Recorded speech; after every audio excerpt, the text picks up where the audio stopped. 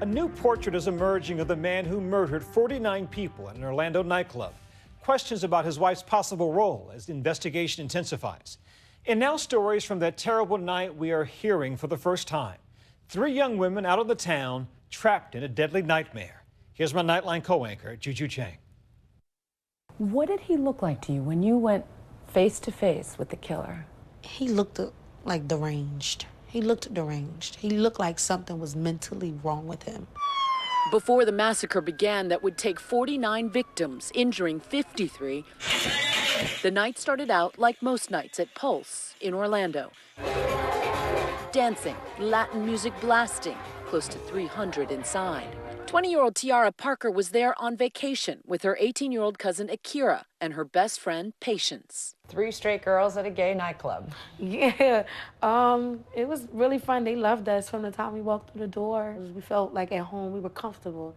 We were having so much fun. We thought this was going to be the kickoff for the rest of the week. But just as they ordered their Uber car to leave, shots rang out. I was kind of nervous. I didn't know what was going on. In the confusion, the friends are split up. Patience and Akira making it out. Today from the hospital, Patience remembering what happened next. I told her, let's go get Tiara. We got to get Tiara. Running back towards the gunfire, they find Tiara and more than a dozen others. But now they're cornered, all of them trying to hide from the gunman inside the back bathroom.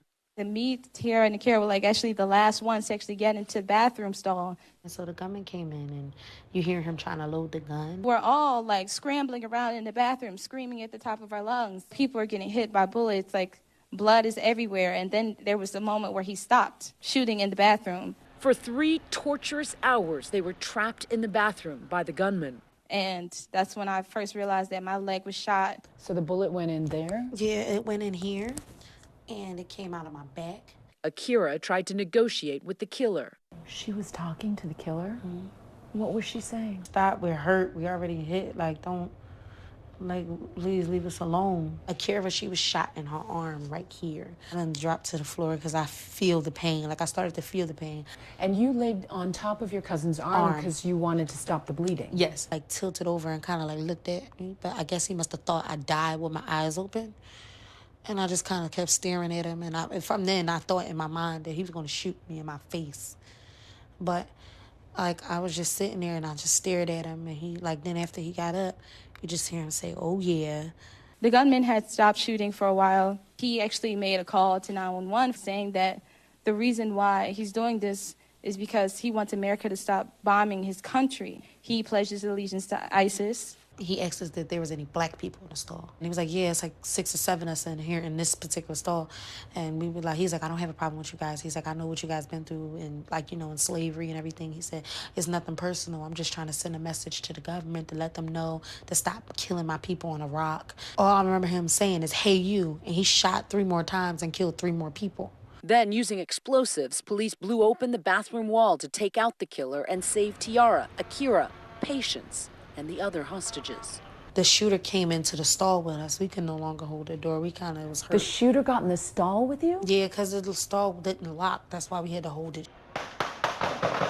Tiara watched as police and the shooter exchanged heavy gunfire. They killed him. I watched him die. You watched the killer die? Yeah, I could see him. But Akira was lying lifeless on the floor. And I grab her hand, and I feel her try to grab me back. So I'm like, okay, she's still alive. So I'm like, can y'all please help me get her? Get her, please, get her. And I'm like, we got to get you first. We got to get you first, then we can get her. The SWAT team pulled them out. Patience was shot in both legs. They would spend the next day and a half in the dark until news came that Akira did not survive. She's a hero. She came back looking for me to make sure that I was going to get out with them. My cousin had the brightest future in front of her.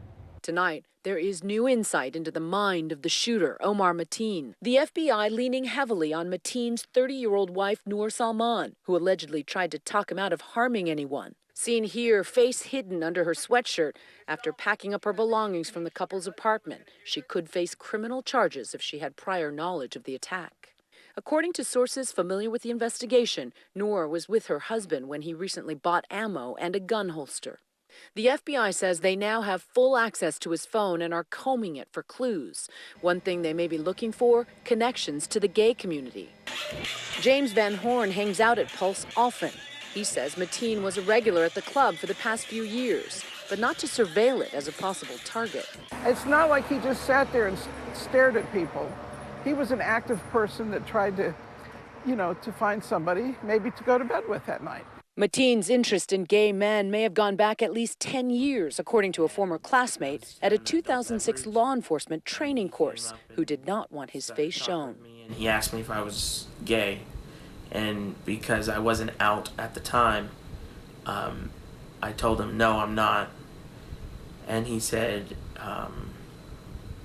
if you were gay, you would definitely be my type of guy.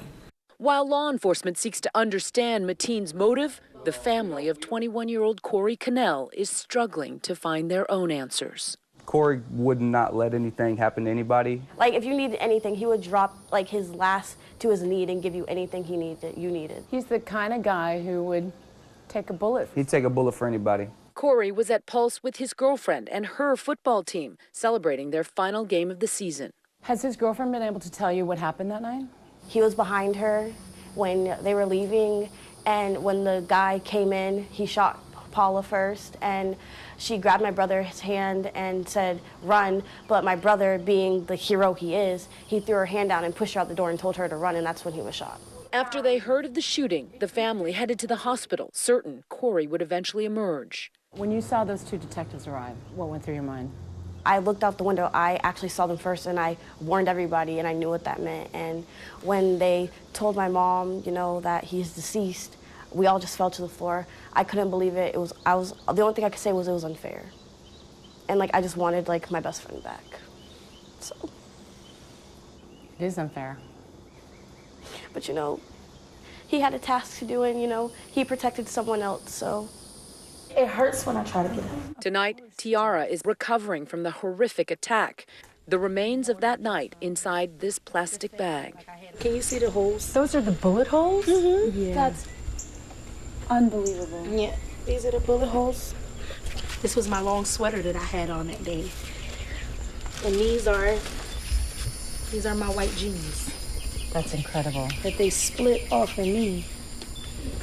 This shows heroism to me. Those clothes? Yeah. This showed that I didn't go down without a fight. She said it's still working. It's still ticking. What will it mean to you? It showed that I've lived through a tragedy.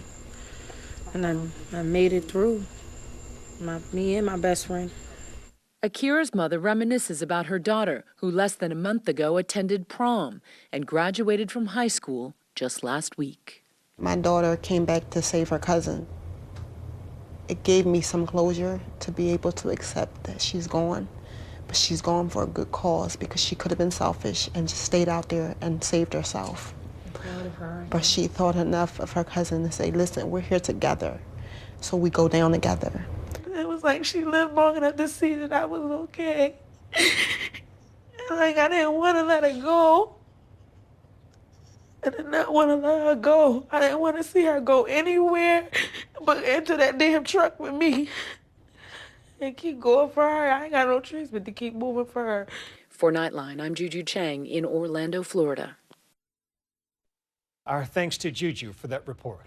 The Connell and Murray families want to express their gratitude to the community for their outpouring of support. And Akira's family has set up a fund in her memory.